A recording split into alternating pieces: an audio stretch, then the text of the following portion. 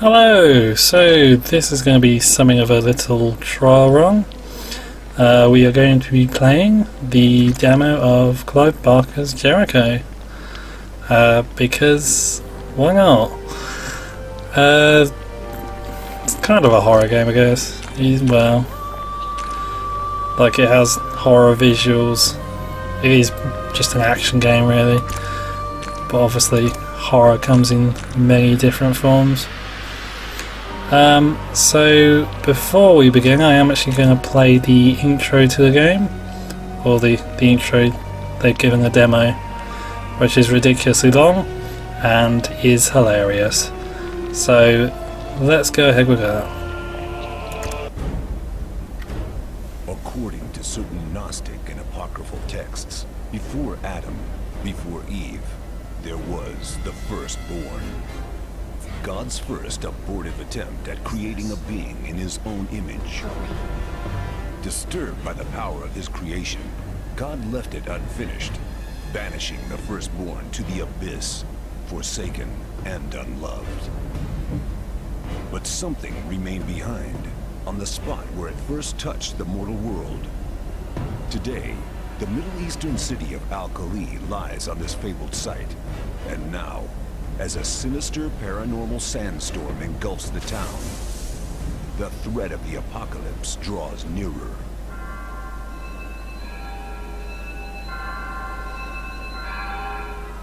Using extremely detailed characters and environments and advanced high-dynamic range lighting systems, Clive Barker's Jericho promises an overload of sensory horror shock as you make your way through hellish locations and slices of time. In Clive Barker's Jericho, you'll take control of the Jericho team, a 7-man strike force charged with protecting government interests from paranormal threats. They are Captain Devin Ross, an ex-skeptic who specializes in the art of healing, curing demons without physically using his hands. But psychic abilities are not the only unique thing about this man, for Devin Ross is no longer with us. Killed in action during the game, his soul lives on in the bodies of his teammates. He can possess each squad member at will, channeling his healing powers through their bodies. Second in command is Captain Xavier Jones. He benefits from brief cryptic glimpses of past or future events, and can spot paranormal elements that others cannot. Lieutenant Abigail Black, an expert in telekinesis, can move objects with the power of her mind, from a full-size tank to a speeding bullet. But she must use it in moderation. The greater the force she exerts, the weaker she becomes. Weapons-wise, she carries a highly modified and personally customized sniper rifle that plugs directly into her nervous system, backed up by a 40mm underbarrel grenade launcher. Sergeant Frank Delgado, whose recruitment to the squad saved him from execution at the hands of the Chinese government, is a pyromancer, one who speaks with fire. In addition to hosting the spirit of their fallen leader, he carries the living flame on his arm and unleashes it in battle. His 3-barreled Gatling gun keeps him safe in close combat, and his automatic pistol finishes the job.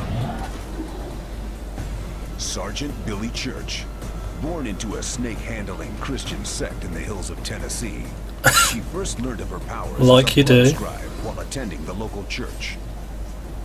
The congregation believed she was gifted with divine powers of healing and protection, as she was able to draw her own blood and write angelic script with it. A non-believer in firearms, Church is forced to carry a submachine pistol, but much prefers her custom-made Japanese sword for stealthily catching the enemy unaware.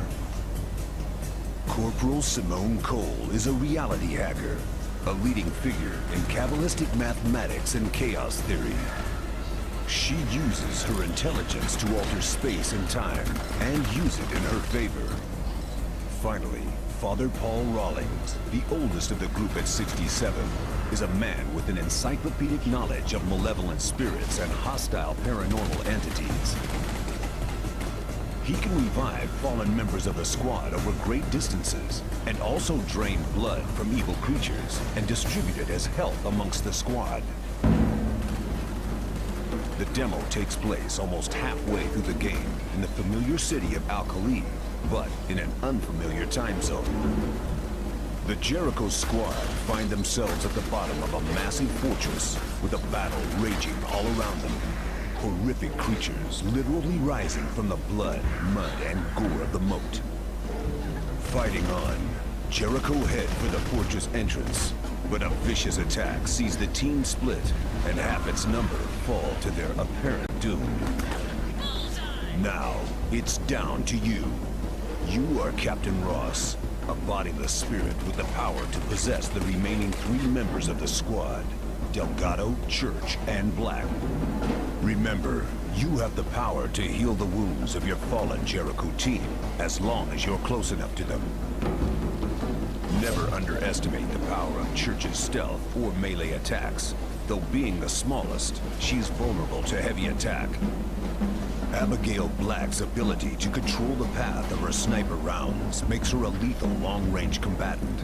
But when enemies are close, she'll have to rely on the other team members to tackle them. Frank Delgado's heavy weaponry and mastery of fire demons makes him a formidable powerhouse. But he is the largest member of the team, and can be overwhelmed by faster-moving opponents. Wielded wisely, the Jericho team is an unstoppable group of warrior magicians. In the demo, you'll have to battle your way through the sewers and catacombs of the fortress to gather more information on the fate of the other squad members.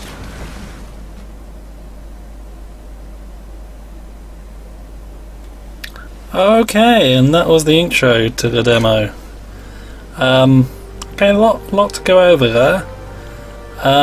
First of all, I'm going to say, if you need to have a video intro to your demo, you're probably not doing the demo thing very well.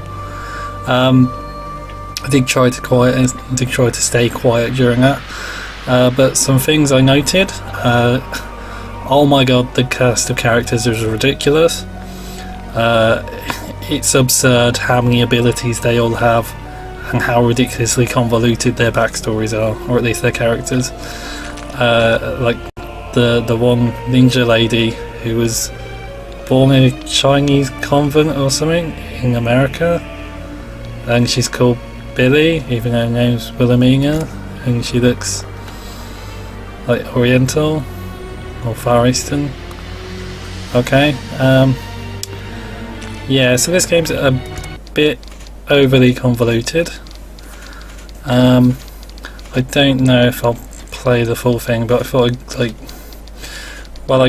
downloaded the demo, because I remember it from when I was young, and I thought, you know, it might make for a good video, so we will at least try to get through this. Footsteps. It's marching. I think we're about to get some company. Everyone, take cover. What cover? We're exposed down here.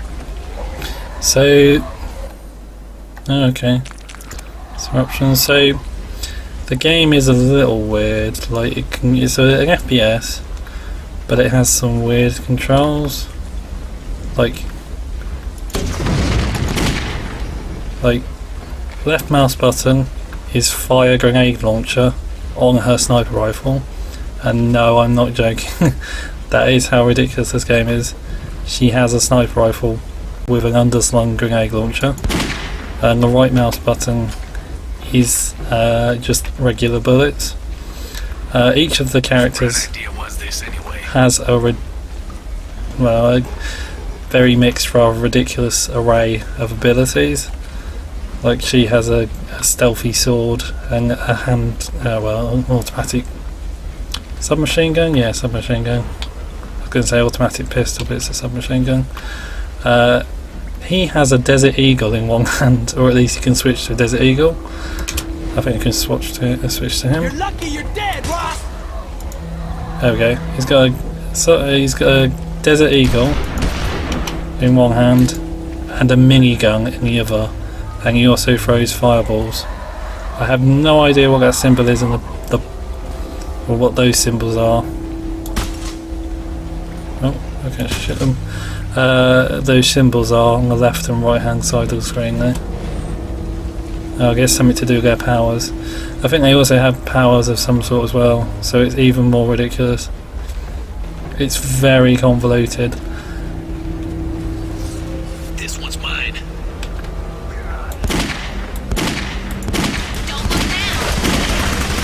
The gameplay's pretty janky as well, like it's ridiculous.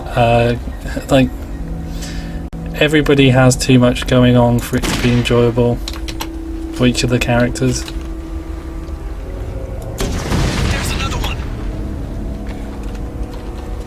Now maybe I should switch to that guy. None of them are particularly fun to play as though.